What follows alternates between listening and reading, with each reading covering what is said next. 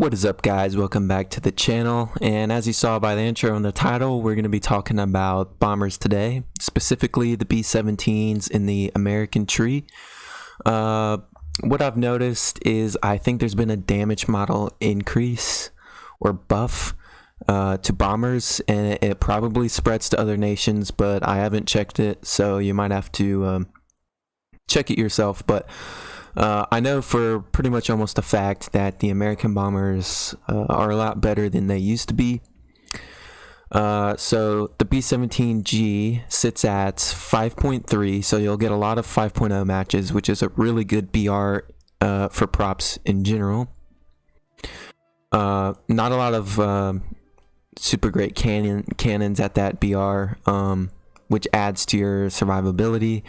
Unless there's like a DOE 335 barreling right towards you with HE shells, then that might be a different story. But for the most part, you will make it back to base with most damage. And I will show off a clip here in a little bit of me landing the B-17 with extensive damage. It was a very hard landing, even with the B-17. This plane does fly very well. It wants to stay in the air, and it can make it back to base with half a wing, no tail, no elevators. It can be done, and I will show that off in the clip later. But we're going to look over this plane real quick.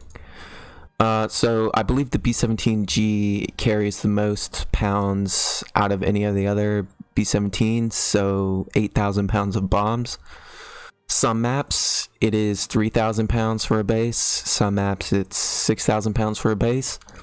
I'm not quite sure how to tell the difference. I believe if there's 3 bases, then each base is 3,000 pounds.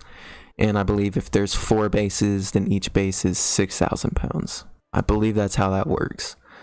If I'm wrong, please correct me, because I'd love to know. Anyway, though, this B-17 does get... Let's see if it tells me. I don't think it does, but I think overall there's 14 50 cals on this plane, and you can put armored targets in those, which I would personally run armored targets. Like you saw in that intro, you can pilot snipe people with these armored target rounds.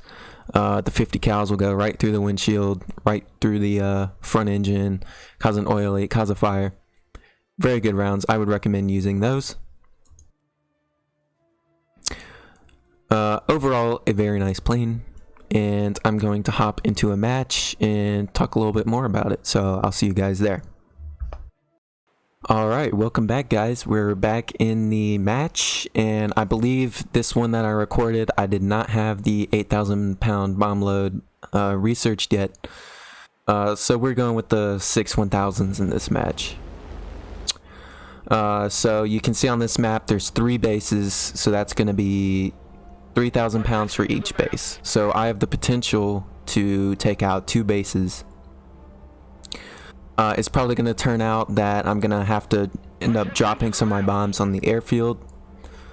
Because one of the most frustrating things about bombers, you can see I called which base I was going for there on the map. You and any other bomber in the match basically has to go by the honor system. So you call a base, but there's nothing stopping someone from going and bombing out the base that you said you were going towards. Which I believe is what happened in this match. So when the bases are only 3,000 pounds, then that leaves room for attackers to swoop in there and destroy that base before you can. See, there goes that A-26 below me, and he's gonna end up taking the base that I called out, which at the end of the day, it's okay, it's whatever. I can just switch. One of the biggest keys of staying alive in bombers, which adds to how much fun you have, is keeping your altitude. So you'll spawn in around 4,500 meters. The climb rate is pretty trash. I would set it at around a 5 to 7 degree inclination, and you'll gradually build up altitude from there. And by the time you reach your bombing target, you'll be well above 5,000 meters, and for the most part you'll be safe if your friendly fighters on your team are doing their job. You really only have to worry about enemy fighters towards the end of the match, after you've dropped your bombs and you're going back to base. That's when you're most vulnerable. Some people might say bombers are kind of boring. I wouldn't say that. I would say they're relaxing. So if you're not in the mood to relax, then I wouldn't fly out bombers. I would just stick with fighters. And the new graphics and the new clouds adds to this experience. It's pretty relaxing. Everything's beautiful. You can see the sun in the clouds. Very nice, very nice. Here comes a PB4Y. So it's kind of fun when you're in a bomber and you're passing a enemy bomber. You kind of have like a jousting match with them, which is really fun. This guy didn't shoot back. I'm a little bit too far away, but worth a shot, right? You have to get the crazy lead on there. This thing does have plenty of ammo. Feel free to let the gunners loose. I believe the A26 is about to destroy my base. Yeah, he did. So I'm gonna have to make a move here. So I decided to take a left. I can see my friendly B-17 there is going for the middle base. So I'm gonna end up turning for the far left base. You know, minor adjustments. It's okay. I'll have to fly a little bit longer, but it'll be all right. The B-17 is relatively slow, but it's not that long before you get to your base. I can see how some people think it's boring, but for the most part, if you're tired of top tier, like if you've watched my last video, top tier is still cancer right now. If you want to take a break from the cancer, just go fly bombers. It's super relaxing. You'll probably have a pretty fun time doing it, especially if you stay alive and you're able to land, then you'll probably have a lot of fun. You can see there's two enemies on our friendly PB4Y, and he just got shot down. And his critical mistake was dropping his altitude, right? Because by the time your bomber gets to the middle of the map, alright, and you decided to dive and pick up speed to get to your base instead of climbing, well, by the time you get to the center of the map, well, so did the enemy fighters, and they're going to shoot you down before you can get to your base, which is what happened to my friendly PB4Y right there. So you always kind of want to play it safe. You can see now I'm approaching 6,000 meters, which is pretty high. Some nice bomb effects next to that base right there. He didn't quite make it. Big sad.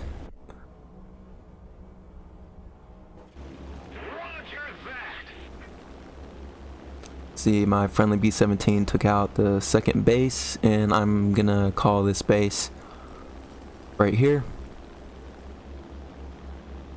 If you look at the chat. Another rule of staying alive is just making it as difficult as possible for fighters to go after you.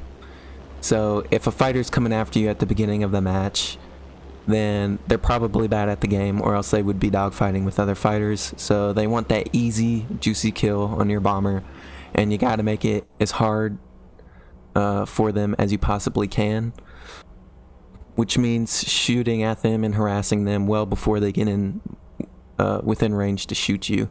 And if you're lucky, they'll say to hell with this, and they'll go dive off and try to attack something else. Because at the end of the day, they don't want to go back to the hangar quite yet either. So you might be able to use that. I'm coming up on the base. These are 3,000 pound bases. I think I already said that. So I'll end up dropping 3 of my bombs. And then I'm going to make a turn for the enemy airfield. And my friendly B-17 is going to do the same. There's a lot of teamwork with bombers. Calling out bases. I would say there's almost like a separate culture or community when you're flying bombers. Let's see, 3 bombs. Makes it a lot of fun. So there he goes. He's heading towards the airfield. The bomber point will appear once that base gets destroyed. But I'm gonna go ahead and make my way over to the enemy airfield. So you can see I've actually gained a lot of altitude. I'm here at 6,500 meters, which is higher than most fighters will ever go in a match, which means you're safe for the most part. If you keep your altitude and keep cover in the clouds, for the most part they'll leave you alone, which is key to staying alive. So there's the airfield bombing point just appeared, so I'm gonna drop my last 3,000 pounds onto the airfield and start heading back to the friendly base to get some more bombs. So here I am coming up, and it doesn't take you too long to get to these bombing points. It does happen pretty fast. See, my bomb bay doors are open and I'm gonna get ready to drop here.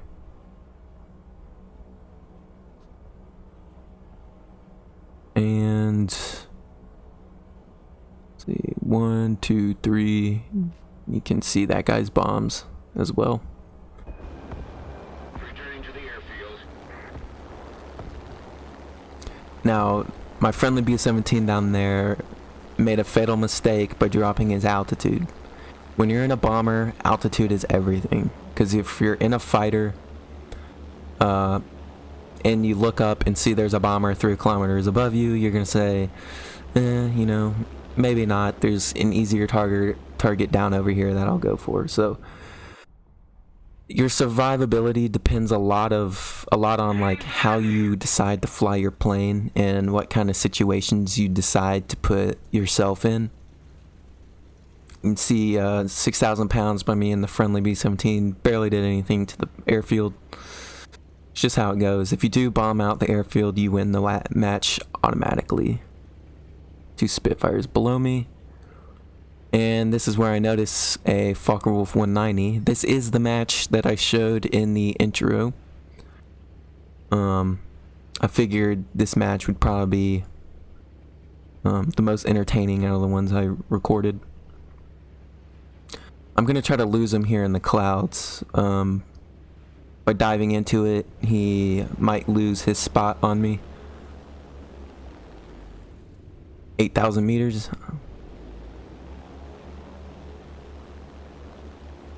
And he's going to be coming in fast here. So my goal now is to kind of get as far away from him as fast as I can and try to trip him up, get him to lose his spot on me.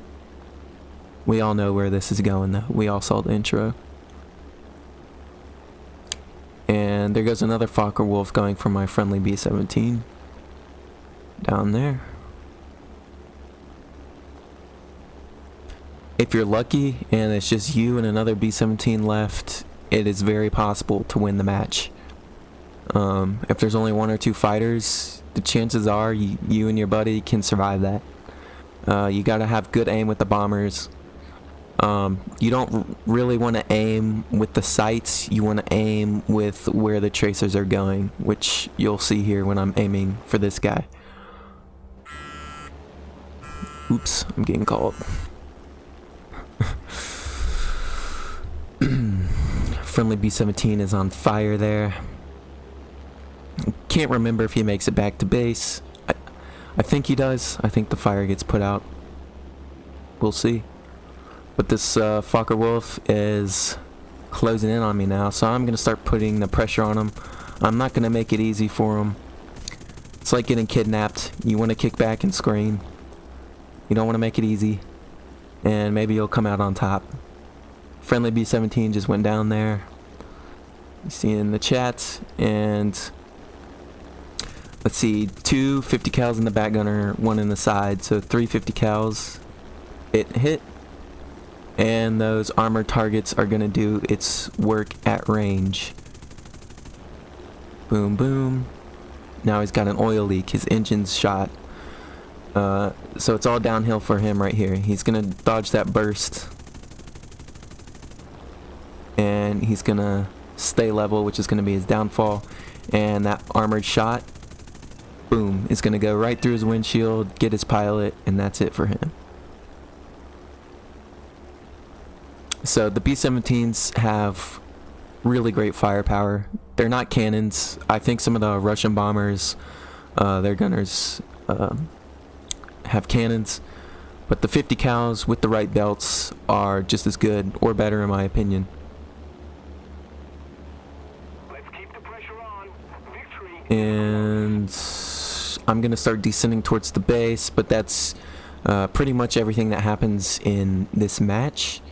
Now I'm gonna go ahead and switch over to a clip of me flying with extensive damage in a B-17 and show you that it's possible to land with no elevators. So here we go. Alright, so here we go. Upon inspection of my video, it seems like the audio didn't get captured or it was lost or something. But that's okay. We can still go over this footage. So you can obviously see I do not have any elevators and my plane is very badly damaged, but that's not going to stop me from making it back to base. I will say if I didn't have the rudder, then I probably wouldn't have made it, because that is how I turn, or how I turned with it like this. I'm using a combination of flaps and engines to maintain my pitch. If I extend the flaps, it'll drop the nose. If I raise them and increase engine power, then it'll raise the nose. So I'm using a combination of this to fly my plane in for the landing. Now, because it was so difficult to control the pitch of my plane, I kind of made it back to the airfield a little bit too high. So I'm gonna have to do a circle here and then bring it back in for final approach. Again, if I didn't have the rudder here, this would have been a different story. No tail control at all is even harder than just no elevators. But I'm slowly making my way around here. I told the enemy team and the friendly team to let me try and land it, so no one kill me, because this doesn't happen very often. But when you do stick a landing like this, it makes you feel like an amazing pilot, and it is pretty difficult, even in the B-17. But this is kind of just a testament of how good this plane flies, how easy it is to make it back to base with damage. The tail got shredded by a Do 335, which has the cannons. So it ripped off my tail, but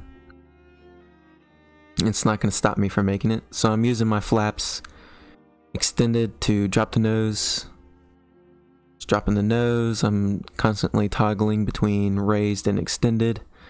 And I am going to come down kind of hard right here. It's going to boom, snap both landing gear. But thanks to the new engine, you don't immediately explode when you touch the ground, so I did pull off a very nice belly landing. Here I am in the chat, pretty excited. I did it. LMAO. So they're gonna congratulate me. This doesn't happen very often, but it does make you feel very nice.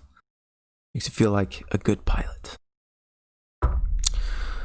So anyways, thank you guys for watching. This is a fun video to make. Be prepared for more videos and drop comments down below and tell me what y'all would like to see. So thanks for watching. I do appreciate it. Leave a like, subscribe, and I'll see you guys next time.